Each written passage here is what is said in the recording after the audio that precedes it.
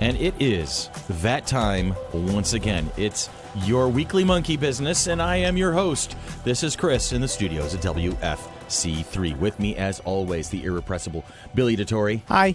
The somewhat legendary Tanya Metris. Hello. Our producer, the effervescent, I like that word, isn't it? That's a good one. It's an Sherry awesome word. Elbersky. Very bubbly. Hello. And her associate producer, Christopher Spink. Hello, Christopher. Hello. Hello. Do we say it? Let's say it. Well, hello, Dolly. Well, hello, Dolly. She's in the studio again with us tonight. Hello, honey. Yes. And our Rosencrantz and Guildenstern, or Rosenplants and Guildenfern, whichever you prefer. Rosenstern and Guildenkrantz. That's it. Zach and Rob are in the house today. Hi. So, I know, seriously. The more people we stack into the studio, the longer this is good. It's like half the podcast is going to be introducing the round table. And then coming up with new catchy phrases. New catchy phrases for everybody. Mm-hmm. Yeah, that's it. That's a thing. So, right off the bat, we're going to start doing some things just a little bit differently. We're starting to get some folks for shout-outs and some folks who are doing advertising and whatnot. So we're going to start with a little business up front. We're going to do our advertising up front. I just want to give a quick nod to our perennial sponsors, Knox. The comfort food and craft geek cocktails. And craft cocktails, the ultimate geek bar at the Village Gate Mall. So thank you guys. They now have a new event space that can hold about 60 people Oh comfortably. boy, so that's awesome. Yeah. And so plan your next event there. There you go. And they have been an avid supporter of ours since the beginning. So a big shout out to Knox and the crew, and we're looking forward to being there at an event soon. That's where I met you guys. Isn't Yes, it? it Yeah, was. that's right. It's where we had our first hangout. Yep. Was at Great Knox. dinner, great food. Yeah, and that was a lot of fun. We have our meetings there sometimes. So the big shout out there. And in the studio later today will be my bouncing baby boy is going to be joining us in a little bit with he's bringing one of his teachers in. So a big shout out to Pat Best from the University Preparatory School. So he's going to be joining us in the studio Just a little a bit note, later. let's be really foul. Oh, I know. Seriously. Let's embarrass your kid a lot. So we're going to be just dropping South Park And at that's this point. different from any other day. How? Okay. Good, excellent point. We're just going to up Years the of notch. experience. Years of experience. Up it a little bit. And everybody watch the FC3 page. The guest announcements are coming. They're coming. We have signed two? One currently. One? We've signed one? Okay. I'm waiting for the other contract. And so we are on the verge of starting the sequence of guest announcements for the Yes. 2018 show. So look for that. That is good stuff, and it's very exciting. The agent's currently hanging out with Stan Lee in Las Vegas, Oh, Los poor Angeles. guy. I know. This Our weekend. poor guy. Oh, and I know this popped up recently, so just make sure everybody's aware of it. It is a hoax. Ian McKellen, the actor of Gandalf and Magneto, is still with us at the age of 78. At least as of this recording. As of this recording. Right. Perfectly. There was a huge internet hoax or Facebook hoax yesterday. Yeah, he got killed Yeah. off yesterday in a death hoax again. Those seem to be circulating around, but we It was checked like our sources. 2015, 2017, Yep. maybe 2019. Right. They'll try it again. Yeah, seriously. But we checked our sources and made sure that is accurate information. Ian is still with us, thankfully, and hopefully will be for quite some time to come. And there's going to be another Ian here later. Yes, my bouncing baby boy Ian, who's not named after Ian McKellen. No, But it was still not as tall as Ian McKellen. Well, he's taller actually than Ian McKellen. So, all right. Anyway, moving on. We have on the studio, or not on the studio, on the studio. He's standing up on the 17th floor. We're on the 16th. On the FC3 hotline. Then on the FC3 hotline, we have a gentleman by the name of Kevin Volo. Kevin has been an avid comic book reader and collector since he was 12 years old. He has worked in comic shops, consulted with collectors, and even started a business selling comics at conventions with his son. He's a comic book colorist who's worked on projects ranging from freelance DC work to numerous independent titles, including the Eisner Award-nominated Meteor Men. He is also a professional photographer, videographer, and website developer, as well as an instructional technologist. And that's a great word. I'm going to ask him about that one in a moment. And designer helping university faculty develop online courses based on best practices in adult education. Welcome to the podcast, Kevin Volo. Hello. How are you, sir? Where's the applause? We got to work on our applause track. Do we have that? Can we fire that off real quick? Applause track. Oh, No pressure, Kevin. We've no got pressure. lots of stuff that we can do for you today. I'm telling you. and it's cold up on the 17th floor, so you need to put the heat on up. Gotcha. Oh, okay. Absolutely. We'll get extra blankets out for we you. strive for professionalism and fail miserably, but we at least try to have fun doing it.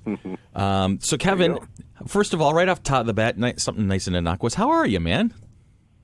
I'm doing well. How about you? Doing good. It is a nice, cold, rainy fall day here in upstate New York. So, I know. Standard Yesterday par I'm for the out course. riding a bike in shorts and a t-shirt, and today I've got a fleece on. There you go. See, these are the things we have to deal with. It was just 90, like, what, a week and a half ago? It was almost 90? Yeah. Now, are Yeah. you in New York State also? I am.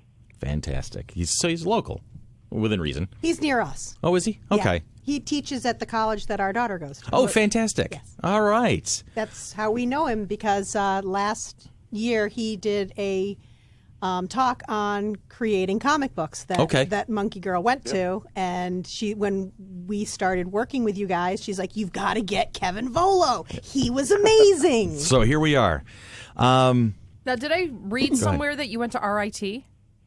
I did. You did. Yep, Oh, I okay. went for, So that's I went local to RIT us. For commercial photography and graphic design. Oh, very cool. Way back. All right. So when we've talked about comic books recently, and Billy is an avid collector. Yes, I I'm an am. avid collector. Well, I'm not as avid as I used to be, but I'm still into it. What was it that kind of drew you to comic books in the first place? What was one of those things? It was not just a throwaway. It was something that you really found a lot of interest in.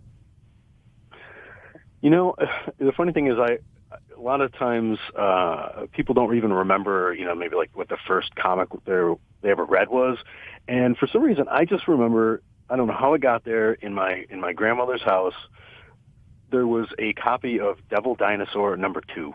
Not even wow. #1, just #2. It was just there, and I tell you what, I read that before I could even read it. I think I read that thing cover to cover until I literally wore it out. And I don't know. It's just the art. It was a story about some kid, and or not really a kid. It was kind of like a weird little whatever, But Yeah. it was just really. I don't know. They just really they really spoke to me. And then as I got older, I just loved the stories. I mean, I was a really big reader and still am, and was interested in photography and art even at that early age. So see how you tell stories with just the images, and then you threw a few words in there to sort of help it out. Just really, I just really dug it. Very cool. Now, is there a particular title that's like your jam right now? Is something that you have to make sure you get in the pull list at any given moment in time? The few that I put on the top of the pile to read would be I would say Invincible by Robert Kirkman. Okay, heard of it. I'm liking that. Royal Fam. Is it Royal? Royal City by he's a Canadian. I can't believe I'm blanking on him. He's my favorite writer right now. We're looking it up. He's totally gone out of my brain. That's all right. I don't think that's what you had in mind there, Tanya. When did you first become a collector? And do you tend to go back to older issues, like of what you consider your golden era of reading comics, whether it be kid, teenager, young adult, whatever? Yeah. Well, like I said, I had this one comic book forever, and then I think I had one or two. Spider-Man would show up, or something would show up. Maybe an uncle dropped it off. I don't know. But then I think it was around, probably middle school, 7th grade, 8th grade. I started. There were no shops in the area, so my uncle had a cigar store in town. So I would get a comic book after, church on Sunday, and then I'd start just going in there and picking them up. And it really wasn't, though, until probably, I want to say 9th grade or 10th grade that I really started, really buying books. I bought my first collection, probably, I think it was about 10 boxes, long boxes. Wow. From somebody who was getting married and needed to get rid of them. And I saw the ad in the paper, and that started it. And the major... most of the collection was like 3 or 4 boxes of Amazing Spider-Man, Silver Age stuff. Wow. So oh god, well this was 80 whatever 2. I mean, they weren't worth anything. No one really cared. So I guess when I go back to things, I go back to like Kirby stuff, like Devil Dinosaur and some earlier Spideys and stuff like that. A lot of seems to be like a lot of Marvel Marvel stuff. Because my big collection, I first started collecting in the mid-'70s, early to mid-'70s. And right now, even though I have a current pull list and there's certain comics I get every month, I tend to love to find older Superman and Batman and Justice League comics. So that stuff, it just makes me feel good. Just the way they feel and smell, the old comics from the 70s. And it's kind of part of the process. It's not just the art and it's not just the stories, but there's a kind of a tangible thing to them. It makes me feel good to see the old ads and the old letter pages from that era. Yeah, the letter pages are great. And I collect original art, too. So I've always been looking for, like, the original art to some of those Hostess ads, like, where it shows Batman and Superman, like, eating a Twinkie or something. You cannot find that stuff anywhere. But, I love the old advertising in there. Who didn't want X-ray glasses, right? Seriously. Exactly. I mean, those were the best. I mean, I could see right through my hand when I put them on. Right. Now, how does it transition that you become a collector into getting involved in the industry? How did that journey happen for you?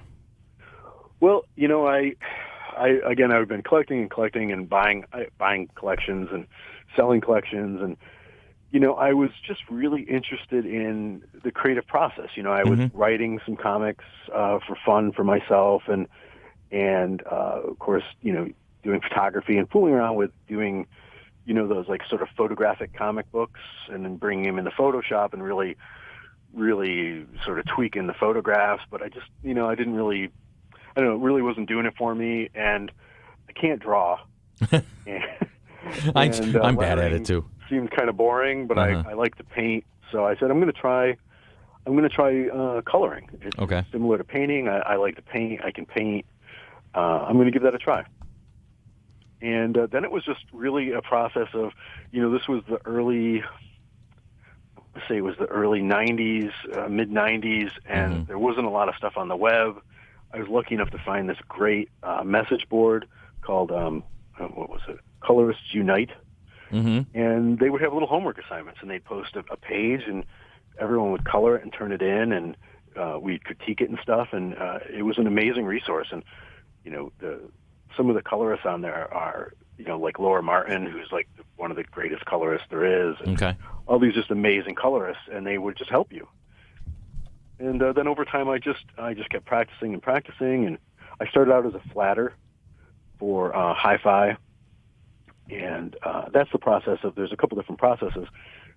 The line art goes out, and it gets flatted, so each shape gets filled with a flat color. Oh, okay, all right. And so that adds layers and depth, am I assuming, or no? It's literally just for the colorist to then easily be able to go into and select that shape. Oh, okay. Because then they can select it, fill it with like so you'd get a face, let's say, and you'd select all the way around the face and inside of the line, and you'd fill it with a kind of a flesh tone. You'd select the hair, color blonde. Okay. Then the colorist gets it and says, okay, I'm going to just use my magic lasso or magic wand to quick, boom, select the face, fill it with the right color, skin color, boom, click the hair, fill it with the right color hair, and then they can go ahead and render. Okay.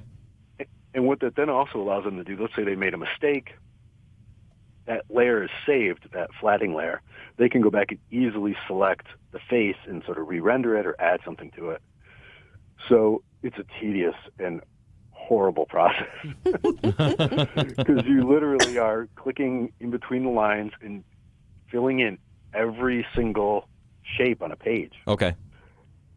And it's horrible. So I did that first. Okay. And then where does that evolve to when you're done, basically paying your dues at that level? What was the next step? Well, the next step was getting, again, it was hard to find some online at the time, but finding line arts that was high enough resolution. If you could print it out, it would look okay, and getting these pages and coloring them myself and for fun and for practice, and then going to shows and showing your portfolio. If you go to certain message boards that were looking for comic book work, you could email them your work, and then slowly over time, I was able to pick up a small gig here and there, and then it just sort of goes on from there. You meet somebody, and then you go on and on and on until you start being able to color for bigger companies. Gotcha. Excuse me. That one caught me off guard. Sorry about that. And so now you've worked for, as I'm seeing here, and I said in the original write-up, freelance DC work and numerous independent titles. Tell me about Meteor Men. Oh, that was a great book. Sandy Gerald, the artist on that, and he's doing a lot of stuff with like Archie and stuff like that right now. Mm-hmm. He did just finish like Black Canary. He's a fantastic artist, and I had met him in North Carolina when I lived there, and so we sort of kept in touch because we were both into comics, same kind of era stuff, mm-hmm. Kirby and whatnot, and so we kept up, and we had done a little project earlier that it didn't really sort of ended up going to print. And he said, Jeff Parker and I are working on this thing. We've been working on it for a year or so. Would you be interested in coloring it? And, I was like, to be able to get with Jeff Parker, who is such an incredible writer, and Sandy, who I love, art-wise, I said totally. And the other good thing is it didn't need to be, I didn't have to have like X amount of pages in a day, mm-hmm. because that's one of the main reasons I really couldn't sort of make the jump to be doing more like DC work or Marvel work, because it's very demanding. Yeah. The colorist is usually the last to get the thing.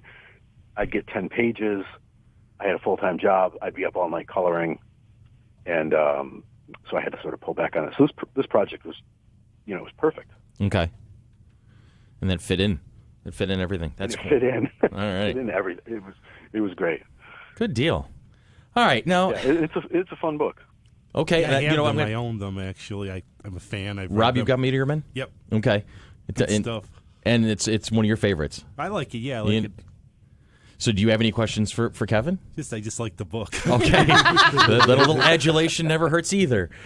All right. I like the book too. I hope so. I'm definitely going to have to pick that one up. I like it when we have somebody on and they suggest something that I've never, I haven't heard or I'm not really familiar with. So I put it on my list of things I'm going to experience. And that's just one of the great things about this podcast is I've learned more about other things than I think that I've actually educated people on. The more you know. And knowing's half the battle. All right. Thanks, Flint. You beat me to it. It did. I did. I'm sorry. I steamrolled that one. It was in my head. It was in all our heads. I had to.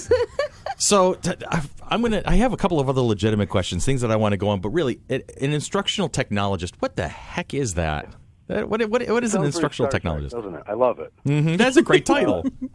Yeah, it's a great title. That's why I took the job. Okay. This is the title. That was it. No. It really fit in my wheelhouse. I mean, I've always been interested and good at technology and picking up technology mm-hmm. and finding solutions for it. Okay. And I've taught, in classrooms and especially online since I lived in North Carolina.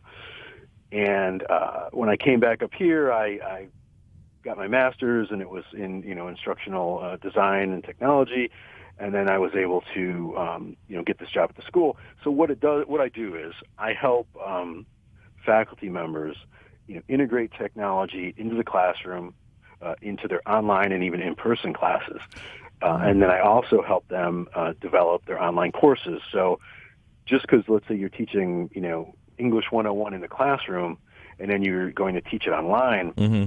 It isn't just like I'm going to hit a button and all that stuff's just going to be there. But there's a different flow of how you get the information out and how you organize it and how it's structured that, we help them do. Okay. So it's pretty cool. It's a really fun gig. I like it.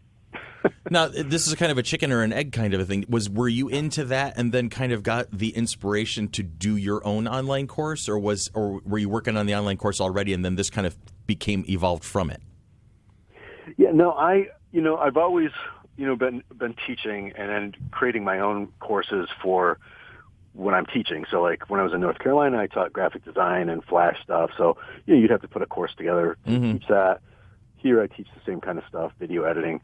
And I was talking with someone, and they were like, well, and with the course you're talking about it's a course called Learn to Grade Comic Books mm-hmm. that I did. It's online.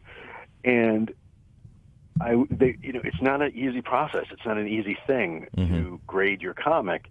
And a lot of the stuff out there, they're like just like a picture of the cover, maybe one picture of the inside. And, a lot of times that's not enough. There's a lot of other factors you've got to look at. Mm-hmm.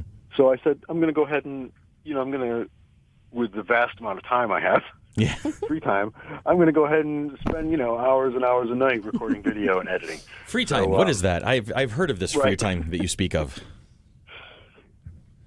So, a little bit of both. Okay, and then this is learntogradecomicbooks.com. That's where you centered that particular project? Okay.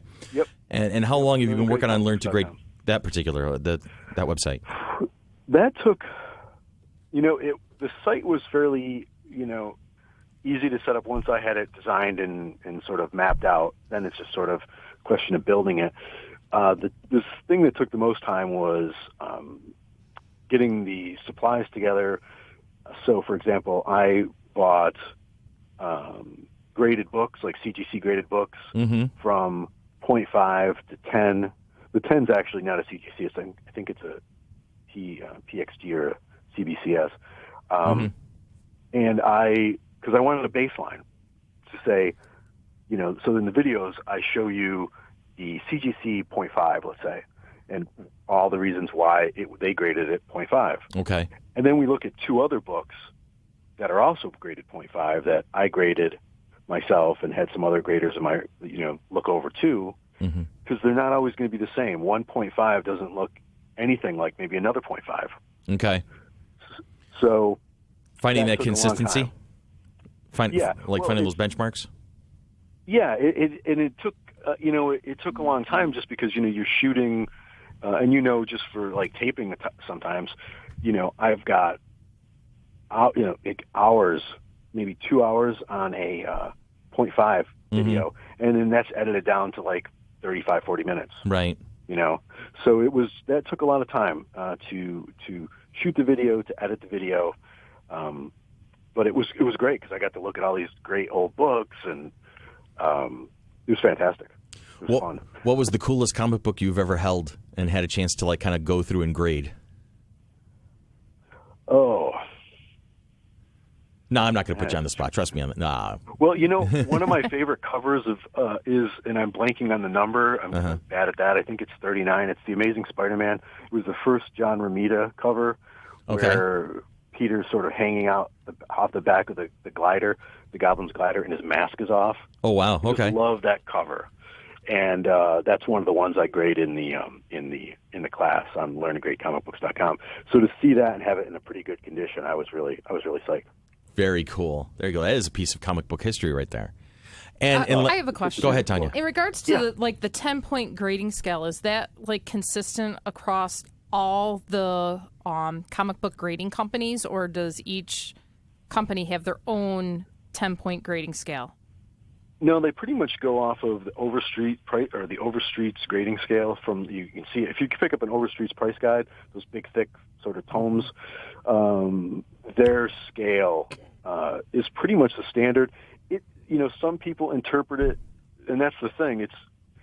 It's not an exact science. It's for example, you could send a book in to CGC. I'm just using them because they're the most popular, and they could grade it at like a 4.0. And you get it back, you could crack that, send it back to them, the same book, and a different group of graders, because it's not just the same one, will look at it, and they might think this crease knocks it down a little bit more, or that crease isn't a big deal, and you might get it back at either maybe a 3.5 or a 5. Oh, okay. So there's sort of a one standard thing from Overstreet's, but it's how it's interpreted. It's subject to whoever's currently grading it at that point based on the rubric or whatever. Yeah, pretty much. Yeah, I mean it's going to be close. You're not going to send one into CGC and it be a 4.0. Send it back in, and it's going to be a 6.0. That won't happen. Zach's making fun of me when I use the word rubric. I'm sorry, I'm a teacher. Leave me alone. Yeah, well, Zach when was you also said rubric, that's exactly what it is. I mean, it totally makes sense. Yeah, it's so and like just like grading essays and exams and things like that. It's like so I might not know how to grade comics because that's totally above my head, but I can understand the concept when grading exams and things like that based on a scale. Now, does Beckett acquiring the CBCS service, will that affect, I mean, how does that affect, say, CBCS versus CGC? Will that put their, like CGC has always been sort of the gold standard and the one everybody goes to, with CBCS being the sort of up-and-coming grading company? Will Beckett's acquiring of CBCS affect that in any way, do you think? That's something, who knows. CBCS is getting to be obviously more and more popular and more of a trusted company. I've got probably just as many CBCS books as CGC books, and when I look at them through their cases, I don't, they look exactly like I think they should look. I've never seen one and said, "Wow, this is wildly off." They're in time. The longer they're around, they're just going to gain in respect, and people aren't going to think, "Oh, I just need to get a CGC." It also has to do with resale. I mean, when you put a book up on eBay, let's say, or at a show, but especially on eBay, it's crazy. If it's in a CGC, graded case, it's usually they're asking twice what it's really worth, because they know it's that condition. You must get into some pretty spectacular debates with people sometimes, because you'll have one guy who's probably going to give something an 8 or a 9, and you're like, no, it's like a 6 or 7. Do you find that kind of conversation happens often? Most of the time, if you're talking with someone who can say, "Oh, this is like a 6 or a 7," and I say, "No, it's a 4." The people that really know how to grade the book, they're obviously going to be closer to what it really is. But it happens a lot. I mean, not so much with me right now because I'm not working in a comic shop, but I remember when I used to work in a comic shop, people come in and they always think their book is much higher than it is. It's almost like Pawn Stars. If the guy says, yeah. Like Pawn Stars, the guy comes in and goes, "Well, what do you want for the item?" "I want 10,000. The item's worth like 500. Wait, what? right. I didn't hear what you said. Yeah, that makes, it's about... Not porn stars. Pawn. I mean, we could talk about porn stars, but that's an entirely different podcast. So... Sorry about that. Family friendly. Rating porn stars? Yeah. Another episode? That's another episode. And your underage son is about to enter the studio, so we should probably stay away from that one. He's heard worse. He's heard podcasting planning meetings. It's not a good thing. All right. So anyway, to circle back to what we were talking about, though. Yeah. Did you see that he builds cosplay stuff? He builds cosplay stuff? Yes. That's like what kind of costume pieces? Yeah, like 3D printed. Oh yes. my God, that's awesome! Like wings and horns. I got the bug. Like Star-Lord belt or something that I. Oh, very cool. Looked. Yeah, I'm putting together a Star-Lord cosplay costume right now. So I just finished the helmet, which I'm pretty proud of. It turned out really well. And I use a 3D printer. I use foam, some fabric, but mostly 3D printed. And the YouTube channel is called 3D Printed Props. So okay. Where do you get the foam? I've been looking for it. I'm trying to get into like cosplaying and building my own costumes. Yeah. Well, I mean, you can get for the thicker stuff. You just use those interlocking sort of mats that you can get at Lowe's. Never thought of that. Next to nothing. Yeah, you can get that stuff. The thinner stuff you can get at at Michael's or whatnot, where it's 3mm, and I think they sell maybe 6mm there, and 2mm. You can get it there.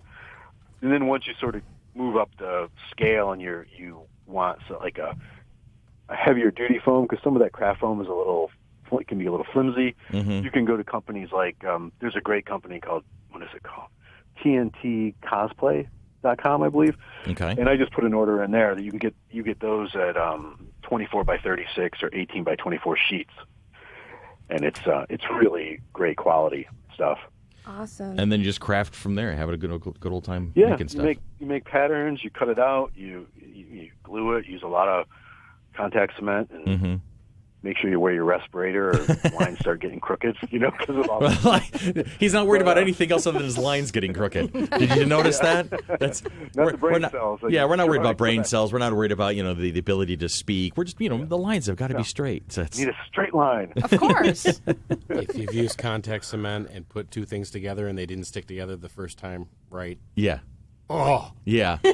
Yeah. Changing gears again because That's what we do. A stream of thought, a lovely, direct line is not something we're capable of. I've got a line here. His village attacked, his father taken, a boy stands alone, all seems lost until a good deed brings him an unlikely ally, a dragon. Am I in the right ballpark? Is this something you're familiar with? Tell me a little bit more about Max and Thorn. Tell me a little bit more about that. It was like, you've mentioned your child. Every night we'd crawl in bed and we'd read and read and read. And then some nights when you're tired and your eyes you can't read anymore, you just start telling stories. Yes, I've done that. I've done that. Yeah, my son's name is Max. Okay. And we just started telling stories. And, they evolved into this dragon and I named him Thorn just because of the first story I told. It was sort of like a fable, the thorn in the paw, that kind of thing. Okay, very cool. So, yeah, and then it just went from there. We'd sort of add a little bit more here and there, and then I just started writing it. That's and great. Fleshing it out more, and he'd be the editor, because I'd say, oh, this person gets killed. He's like, no, that's not going to happen. No, that's not. So you had an editor working over your shoulder telling you to where to go with the story.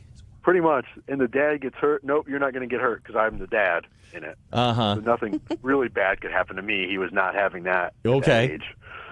So, it was really fun. And with my sort of connections with working in different projects, a guy I worked with on another title, I just contacted him. His name is Defu, and asked if he'd be interested in drawing up the first, I want to say 9 pages for me. And he did, and it looked cool, and Max loved it. And I said, well, let's try to do a Kickstarter so I can pay him to do the whole, 80 pages of it. Okay. And so we did a Kickstarter, and it was successful. And, he drew it all, and I've colored half of it. And so this is his art. I didn't draw this. I wrote it, and then Defu drew it, and then I colored and lettered it. Okay. All right. Now, how old was Max when this project got started? Oh, my goodness. We moved up here. He did this. I want to say he was 8. Wow. All right. Oh, that's so cool. Yeah. Yeah, and now he just turned 13. Uh-huh. So, I've moved along with it, and I literally, on the weekends now I've buckled down and I'm coloring, 2 pages a weekend, and it'll be finished. And it was always meant to be like a webcomic, so there weren't any print rewards. There was just some posters that I already had mailed that out and all that stuff, all set. But when I'm finished, then it'll go up online, and then I might try to do another Kickstarter to get it printed. Okay. Because once it's all done, I could just send it to the printer, or I'll just print it myself. I haven't really decided. Well, if there's anything we can do, we can put it up on our site and push it out to our listeners. Absolutely, because that sounds like just a great project to support. That sounds like a lot of fun. I'm looking forward to looking into it myself a little more. That's great. Yeah, it was pretty neat. It was a fun thing, and I still every once in a while sort of push it out to some.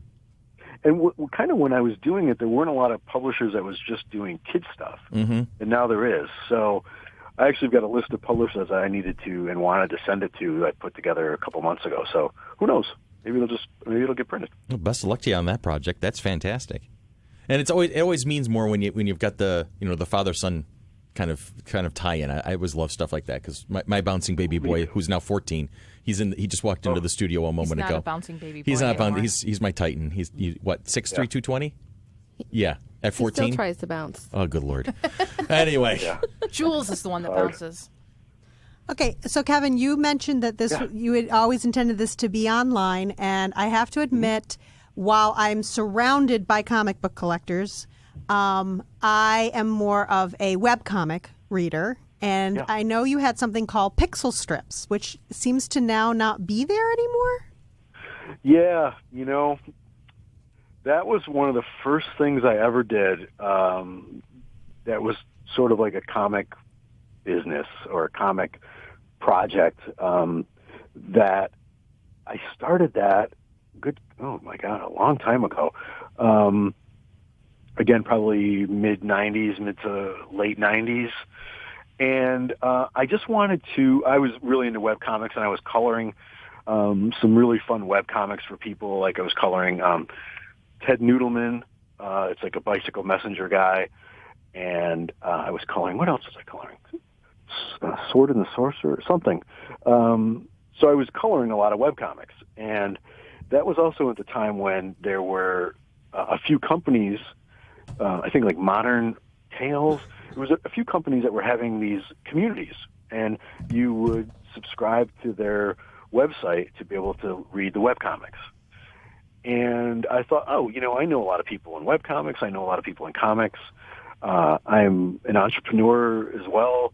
I'm going to try putting this thing together. And it worked out really well. I had developer friends because of my love of technology. They put a site together. And for a long time, I had a lot of different artists, a lot of different sites. And then over time, that site got clunky and crazy. And I had it rebuilt probably about 3 years ago. Mm-hmm. And it was doing pretty well. I was getting some more artists. And then, the company that I was hosting with kind of went, everything's going up and it's going to cost you a ton of money to host it. And at that point, I wasn't selling anything. I was just posting people's webcomics. Mm-hmm. Okay. And I was like, I can't pay X amount a month for something for fun anymore. Yeah. So I unfortunately stopped it. I still own the domain. I still plan on doing something with it at some point. Mm-hmm. So the dream is not dead. It's such a great name. Yeah, it is a great name. Well, and see, what happened was back when I started it, you couldn't just like throw up a WordPress site and bang out your own webcomic. And I don't mean bang it out because it's a skill and it's work. You couldn't just like, boom, put it online yourself. Okay. And 1, 2, 3 that quickly. Now you put a WordPress thing on it. There's even comic book plugins for WordPress where you can just run your own webcomic and have it set up in an afternoon. And why do people want to have it in one spot or whatever if they can just have it on their own site? So half the panel just started stroking their chins thoughtfully, going, maybe. I still don't know how to do any of that stuff. So not me. Me, I'm right there. Yeah, no, I'm right there. I'll stick to the video editing. Now, with you run the online class, and you have Max and Thorne, and you have a bunch of other pokers in the fire at this point, and you also are working on your own podcast. Yeah. I mean, again, why have free time when you do something you like? Exactly. Right? See, that's the thing. That's what we're finding ourselves evolving. When we first got started, we were just putting together a comic book convention here in Rochester, and then it has kind of branched out and sprouted out and starting to evolve, and it's taking on a life of its own. So I understand what you're saying, and it's kind of wild, and it's been a while. And now you got what 49, 50 episodes in the can at this point?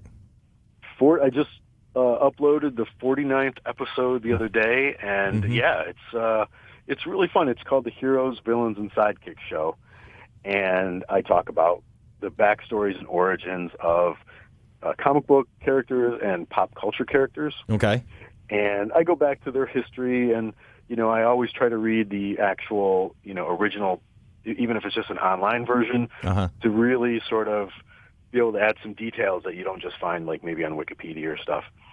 And we just talk about stuff. Sometimes I have interviews. I've got to speak to some really amazing creators. Oh, cool. And I talked to Jerry Conway the other day. Okay. Nice. He created like all these crazy, every character you could think of, like Firestorm and the Punisher, and Oh, wow. Okay. So yeah. And J.M. DeMatis, I got to speak to him, one of my legend favorite writers. So it's been a lot of fun. So naturally, you will agree with me that Galactus is not a cloud. Well, we did see his shadow in that cloud. Okay. He gave us that. All right. He gave us that. One of the running gags of our podcast, and Billy has been an avid comic book collector for a very long time, and we early on in our podcast series we went off on the Fantastic Four movies and and the pros and cons and what was good and what was bad, and what was bad section of the conversation was a little heftier, and Billy's primarily concerned with pet peeve is Galactus is in a cloud. Yeah, that was his depiction in that one movie. It isn't? And it's become almost a tagline for us at this point. He's not a cloud. We should get bumper stickers. We need to, I think we're going to need to have bumper stickers with Galactus is not a cloud. But you know what? I got to tell you, and I totally agree with you, and the Fantastic Four movies have not been good. No.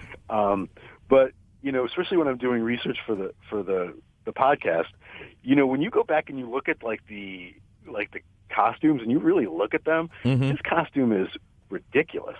I mean, his knees are showing. People, he's got these weird boots and his knees are there. And the helmet and everything. It's all like a tuning fork. I can see where they were like, how are we ever going to make that look cool? I mean, the knights who say knee in space. Yeah, there it is. There it is. They're looking for a That sounds galactic like a shrubbery. cosplay to do to me. Okay. Yeah. But no, it's. I would love to see Marvel and Sony get together like they did with Spider-Man and us to finally get a really just Marvel treatment, how they've been doing it these days of Fantastic Four. That would be incredible. We had a brainstorming podcast a few weeks back where we talked about recasting and casting and what we would say. Who would you think would be the best Reed Richards if Marvel were to get off their tushes and be able to make a Fantastic Four movie? Oh my God, I have no idea. I'm usually very good at this because when we were kids and they didn't have these movies, my friend and I would just cast them. Like we cast the first Batman movie. We were surprised they wanted Michael Keaton and not our choices, but what were they no one thinking? asked us. They didn't, But I don't know. I'm not good at just thinking of an actor. I mean, I watch movies constantly, so I should be able to have something in my head, but I don't. Well, the correct answer is Billy DeTore. Oh, yeah. Wow. As Reed Richards. Wow, I'm nice. terrible with names. What's he in? That's me. What's he in? I'm in this He's on the radio. podcast. He's on the radio. He's our radio legend. There were so many names in the beginning. I've forgotten everybody. I know. Yes, there is a quiz He's the on person Monday. that's keeping us all together. Yeah. Our engineer extraordinaire. Well, they did announce Shazam. Did they We know? talked about it. Is it Zachary Levi? Levi. From Chuck? Levi Levy. Yeah. Levi. Levi. likes We his talked about money. that during the podcast. Yes, that's who we wanted as Reed Richards. That's who we finally is that agreed what we were? on. And Yeah, Yvonne that's what But now he's Strahovski. going to be Shazam. Okay, but that works. Shazam. And that works. He can do both. All right, so Heroes, Villains, and Sidekicks show. do Where can we anything he find wants. that, Kevin? Well, you can go over to heroesvillainsandsidekicks.com. Okay.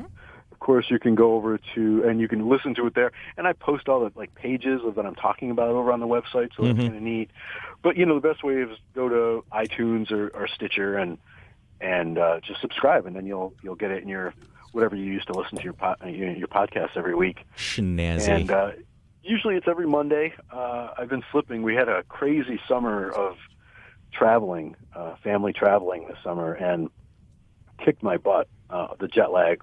Multiple jet lags. Oh, I feel your pain, brother. Yeah, I've been off a little bit, but now I'm getting back on track. I've got some really amazing interviews. I've got, I'm so excited about that I'll be doing next week. Mm-hmm. So you can head either place, and then of course the comic book grading thing is at learnandgradecomicbooks.com. Do you have like a master site, like one ring to rule them all kind of a thing, where it's like you can go to this one spot and then you have links to all the different projects you're on? I'm working on that right now. Actually. Okay. Funny you say it. Yeah, it's gonna be kevinvolo.com. Okay. And it'll have links to everything on it. Now, if you go there now, kevinvolo.com, it's going to say under construction, as it is. But yeah, you'll be able to branch off into all the other sites and beautiful. And check things out.